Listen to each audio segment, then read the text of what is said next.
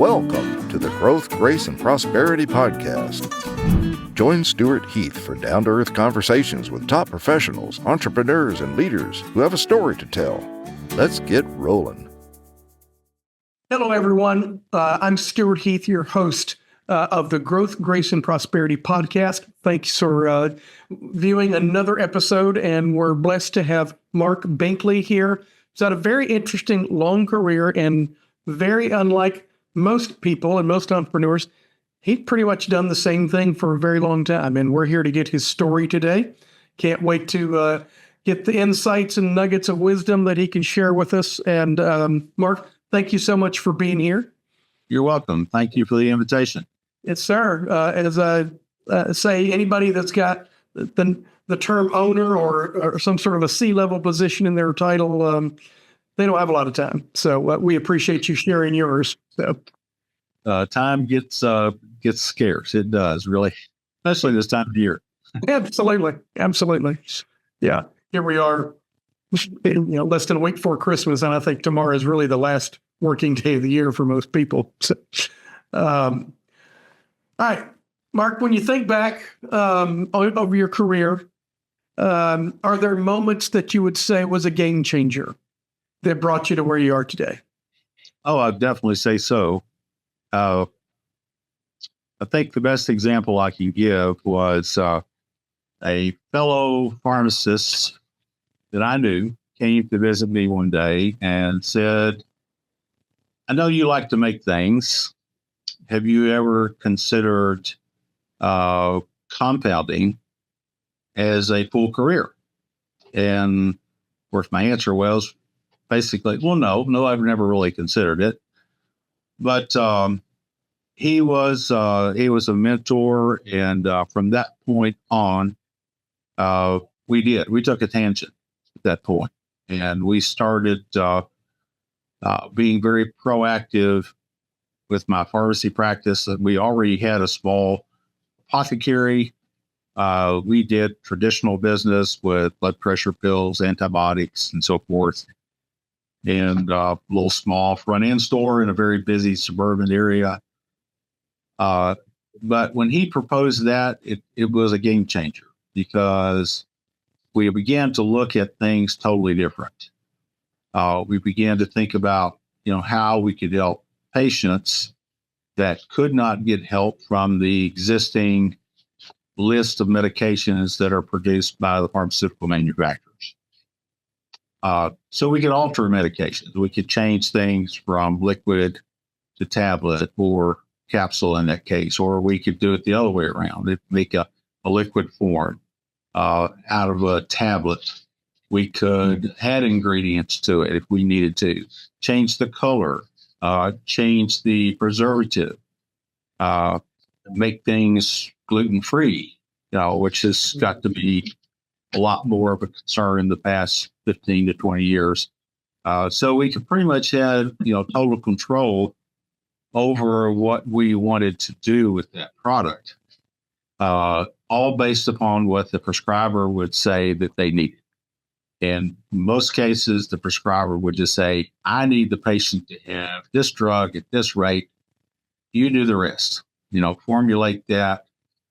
And it gave us a great opportunity to step in, use our pharmaceutical knowledge, and expand it from where we were just basically coming out of school a few years and starting to do that. It was quite a challenge, but we had good instructors, and that changed us from that point, because from that beginning, we expanded that side of our practice to the point where about 17 years later, we broke away totally from that type of apothecary practice. We quit doing products related to blood pressure pills and antibiotics, and we focused solely on compounding medications that were not commercially available for patients. So that was definitely an aha moment. So that would change sort of the traditional business to more of a professional practice. It is, Exactly. But you're still working. So you probably work with doctors rather than just filling orders. Is that fair to say? That's very fair to say. We do both. We have some doctors that understand what we do, and they send us orders for things they want prepared. But then we have a lot of practitioners that send us patients and say, please evaluate this patient and tell us what we need to do. So we have a lot more clinical aspects to our practice than you would find in a traditional pharmacy. Did that require additional licensing? Not additional licensing, but definitely additional education. Yeah. Going back in some cases to review, going forward to look at nutritional medicine. The term that sort of developed over time first was alternative, and then we heard integrative medicine, and the term that is used now more than ever is functional medicine. We try to find the root cause of disease for any particular patient that comes to see us. Yeah. I'm familiar with that alternative word. I'm in the real estate business, and Wall Street likes to call real estate investments an alternative. I'm just like, no, God invented that. God invented real estate investment at the beginning of time. Y'all are the Johnny come lately. So, I always say that this kind of gets into finances, but there were three forms of long-term wealth. God developed two of them. It's real estate, precious gems, and then fine art, which versus people had to be blessed with that talent, but absolutely had nothing to do with men. They just had to dig it out. That's right. Well said. Well said. So that's actually fascinating. What you're doing. Because anybody who's had any experience with the modern medical profession, and not taking shots at anyone, but just for instance, I've got type 2 diabetes. I take metformin every day, and only have I recently realized, doctor didn't say anything, the pharmacist didn't say, I'm supposed to be taking that with food, and nobody ever told me. And I've learned far more about my medications from the pharmacist than I ever have from my doctor. Of course, they've got like 5.5 minutes to spend with every patient when you see them. It sounds like what you're doing is really much more of a concierge medicine. I remember my first pharmacy boss, the gentleman I started working for, his comment to me was, you spend way too much time talking to the patient about your medicine. He said, the doctor's supposed to do that. And I don't think they understand pharmacology myself. So I said, no, that's not what they're teaching us in pharmacy school now, that, we're becoming the pharmacist provider. Yeah. And, in different states throughout the country, the pharmacist role is changing a lot, changed a huge amount during COVID, injectable medications for those who wanted to do that. But now we have freedom to have what we call collaborative practice agreements, where we can co-sign with a physician and do different things, prescribe medications, and patients can walk out the door with them. So it's expanding. It's getting better. We're moving toward that limited list of drugs that eventually will come out that we're able to do some things like this. So, yeah. What's the geographic area of your business? Well, most of it is Middle Tennessee. I'm right here in Nashville. Grew up here and have enjoyed staying here.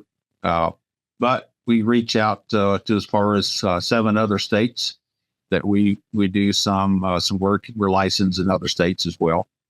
But we serve patients every day with shipping medications to them throughout the state. And we do both non-sterile and we do sterile products. So injectables and eye drops and specialty formulations for surgical centers. All of these are things that we do on a regular basis. That's neat. That sounds great. As we know, everything didn't always go according to plan all the time. Can you share with us a time where things didn't quite go according to plan and how you got through it? I believe I can. there are different entities that regulate pharmacy. For the most part, it's Tennessee or any other state board of pharmacy that would be the primary regulation. But Food and Drug Administration is also there to kind of watch us too, to be sure we don't do things that we shouldn't do. This happened a long time ago, but we started working with a medication that was being used in Europe. And at that time, it was one of the few drugs that was being investigated for Alzheimer's disease to slow down that progression. We had 25 to 30 patients. We had eventually gotten started on this. And I listened to a podcast one day, a radio program, and there was a gentleman that we all would know, and I won't quote his name right now, but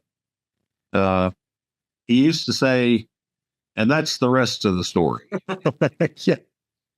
But he heard that. He heard that we were able to do this. And one Saturday morning early, he called me and said, "Art Binkley, are you really able to do this?" And eventually we did. I mean, it was quite remarkable. We had patients literally going home from nursing homes and being back with their families again. And the bump in the road came when the FDA walked in the door and said, "We don't like the idea of you dispensing this drug, but we really don't have a way to stop you right now."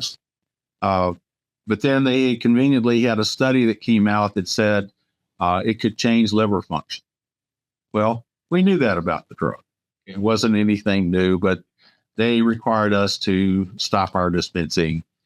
It wasn't a huge bump, but that FDA inspection and the FDA presence continued. I had 4 or 5 different inspections from them. They were always very critical, but yet we have never been able to stop doing what we're doing. We've moved on through all that. But they're a big bump in the road for a lot of people. Is that still the same status with that particular compound? That one has come and gone, literally. Like many things in compounding, we hear about them, we start them, we develop it to a certain point, and then sometime in the future, big pharma comes out and develops a product and puts it on the market.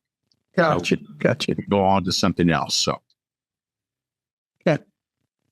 How do doctors find out about you?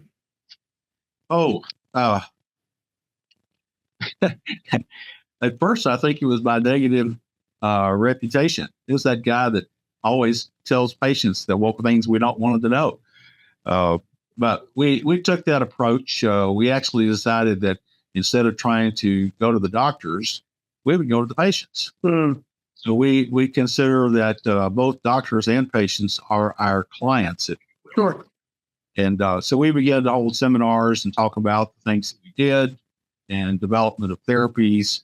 And then patients would go back to the doctor and say, "Hey, I hear what he's saying, and I feel like I really need this." And so we influenced enough. And then along with the fact that this type of treatment of medicine keeps advancing, more and more doctors began to use it. Finally, we got some reasonable sense of participation from physicians. So, yeah, I guess being at it as long as you have, you've got a pretty well established foundation. But that is fascinating. All right, let's shift gears a little bit. In your field, and you just mentioned that some compounds come and go and stuff like that. How do you tackle learning new things? Stay on top of your game, even things that you don't really necessarily want to learn, or might put you outside your comfort zone. How do you stay current? Well, I try to remind myself that I have a mission that I have set forth, and I try to stay on that mission as much as I can. I mean, everybody gets pulled in different directions, and many times it turns out to be something that's not really even relevant to what you're trying to accomplish. So try to stay true to my mission, and I ask myself that question when I get new opportunities coming along. recently we were approached by a company that said, we have a new system where we can help you communicate by text with your patients. And it actually looks like it's going to be a very good thing. So we'll be able to send that text to you and say, hey, your prescription's ready, or you could send another text, say, happy birthday, Stewart, glad to have been on your program, or whatever you want to say. If you want to say, hey, we have certain things available to patients this month, certain screenings and so forth. So it's going to give us another avenue of communication. As you know, text is, it's going up like this. Everybody wants to use text and nobody wants to talk to anybody anymore. Right. Yeah. So, and that's, it's been a little bit of a learning curve challenge for me. I'm not the most technically advanced person, but I have younger people and very intelligent people around me, which I've found is absolutely necessary. And I'll let them teach me. So that's worked out pretty well. Yeah. But we always, there's new areas, whether it's in practice or in finances. You just have to push through. You have to do as much as you can, especially as a business owner, to do that. Yeah, I agree. Yeah, best advice I ever got is have people surround myself with people who are smarter than I am. So, exactly. Not a very high hurdle, but anyway, it helps to have them around. All right, yes. let's pivot again. Let's talk about finances, and we always like to ask our guests. You're invited here because you're successful. You're an entrepreneur. You're a businessman. That usually comes out with a certain amount of investable capital. And one of our things we like to coach is that entrepreneurs should be investing beyond their own company. Not all your eggs in one basket. So again, no numbers, no amounts, anything. How do you deploy your investable cash in various asset classes? Well, I guess I can tell you what I have done. That's probably makes more sense. I guess my investable liquid dollars are probably lower than most people as a professional. But I have put a great deal of time and effort into real estate investment over time. Currently we have, the property that the business sits in. We work, personally have an Airbnb that we own and operate and enjoy. We have had other rental properties and continue to do that. Real estate, as I mentioned earlier, is one of those, 3 never-ending investments that are always going to grow up. And so I've looked at that, and I've invested there, spent time and effort to try to finance that and grow that. Of recent, as times got better, but on a business-wise, and we've had some, we had some really, really good years, and we've had some that were not. I think that's pretty consistent with most businesses. You have ups and downs, but I have been looking much closer at gold investments and precious metals. I think that's a wise place to go with the instability we have in the world today, because eventually everybody's going to look back to a gold standard. But or silver, that's another possibility. And I've never gotten into platinum or any of those other metals yet. And I don't have the money to go into diamonds. So I thought you were going to tell me you had a diamond mine. So no, don't have that. But that's kind of what I like to do. I like the real estate idea of rentals and taking care of that. I've always been a Mr. Fix-It guy anyway. So if I had problems with our rentals, I usually took care of it myself. So yeah, it sounds like you and I followed similar paths. So no crypto. No Beanie Babies stuffed in a closet that you're thinking will come back one day as a. Oh, if you, I don't know if you have audio or video on this podcast or not, but if you'll see up behind me the shelf with the pharmaceutical antiques, I have started collecting those when I was in school. That was a long time ago, and I've noticed the value has increased about 5 times what they were purchased for. So that's probably something that I will start to sell off a little bit as I eventually, it's some year in the future, go into retirement. Yeah. A lot of interest in that, and I've enjoyed collecting those, and I guess those are my beanie babies, so to speak. There you go. Well, I think those got a lot more promise than Beanie Babies. I'm an old Dave Ramsey fan, and just that always pops in my head because I remember him fussing at people on the radio for thinking Beanie, because they had vested their emergency fund in Beanie Babies because they were going to be big, big collectibles, and and other than it's a fun word to say, I don't know that they've got much of a value now. But well, great. Thank you for sharing that. All right, we're coming to the end here, Mark, and you've already shared with us several good nuggets to keep with us. But if you had a person that you were mentoring or wanted to follow in your footsteps, what advice would you give them? Well, I think one of the more important things that we need to think about as an entrepreneur is something that's a little different than what I see in the traditional markets out there. They say, grow, get bigger,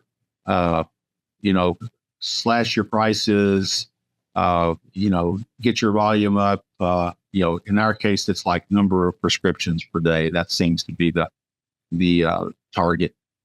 But CVS, Walgreens, big companies such as that, they'll fill 500 or 600 or 700 prescriptions a day.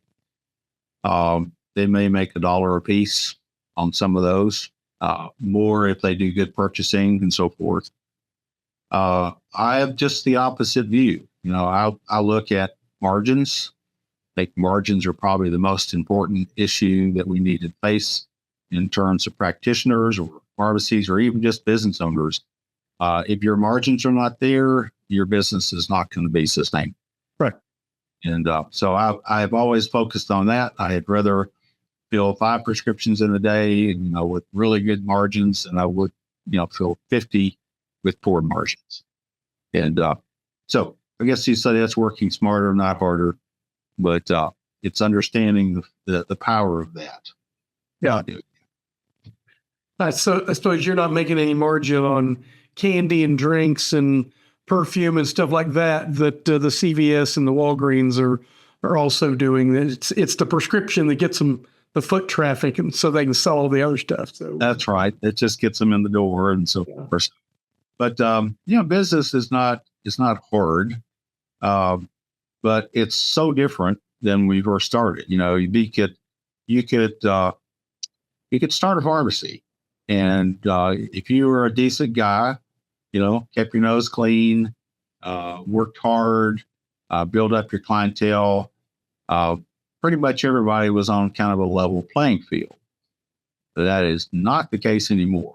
With all the different mechanisms, we have companies like Amazon that have their own pharmacy services, want to drop it at your front door.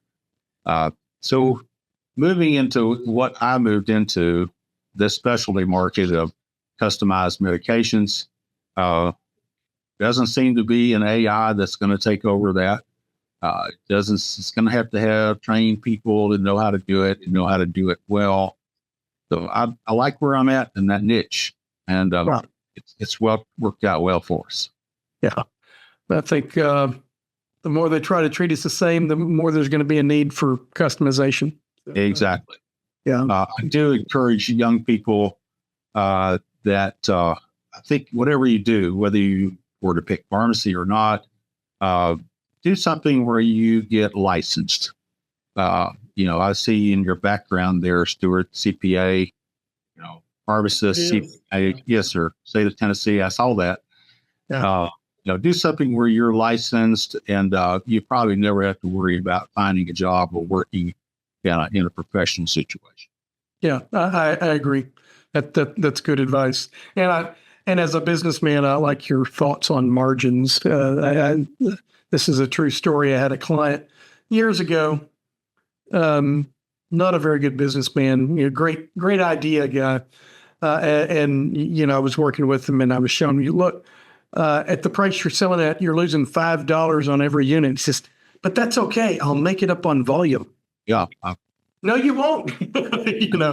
That's right. You're just digging your grave then. You're just digging a bigger hole. And, sure enough, they went under the next year. And there's always people who can't take advice anyway. But I would take what you're saying and say a different way. You got to know your numbers. Yes. And it's not just margins, it's your overhead too. And if you don't know your numbers, they're going to jump up and bite you when you can at least afford it. So anyway, Mark, thank you so much for your time. We really appreciate you being here. Well, thanks for the invitation. I enjoyed the conversation very much. I may look you up and try to go get some coffee someday when I'm in. That'd be great. Thank you so much. Good day. To the audience, thank you for watching this episode of the Growth, Grace, and Prosperity podcast. Hope you'll come back and watch our next episode. Thanks for tuning in to the Growth, Grace, and Prosperity podcast. If you'd like to be a guest, visit growthgraceprosperity.com/guest. We'd love to hear your story.